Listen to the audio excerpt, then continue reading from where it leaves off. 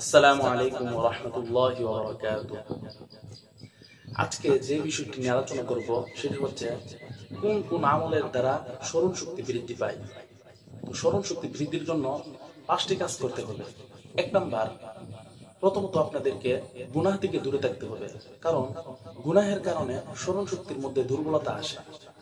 2 number, বেশি বেশি করে আল্লাহ তাআলার জিকির করতে হবে, কেননা কুরআনে কারীমের সূরা কাহফের 24 নং আয়াতের মধ্যে আল্লাহ তাআলা বলেন, ওয়াযকুর রাব্বাকা ইযা নাসিতা, যখন আপনি ভুলে যান তখন আল্লাহ তাআলার জিকির করুন।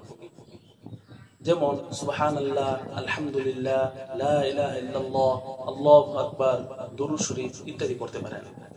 3 নাম্বার, কুরআন ও হাদিসের মধ্যে বর্ণিত কিছু দোয়া সমূহ আছে, সেগুলো দু একটা পড়ে নিবেন। যেমন সূরা তাহা 114 নং আয়াতের মধ্যে আল্লাহ তাআলা বলেন, রব্বি জিদনি ইলমা, হে আল্লাহ আপনি আমার জ্ঞান বৃদ্ধি করুন।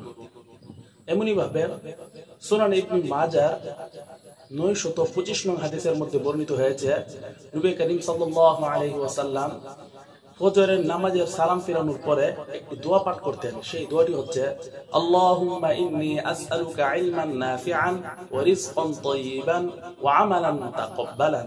4 নম্বর হলো, কোন কোন আলেম কিছু খাবারের কথা উল্লেখ করেছেন, যেমন মধু, কিশমিশ এগুলো।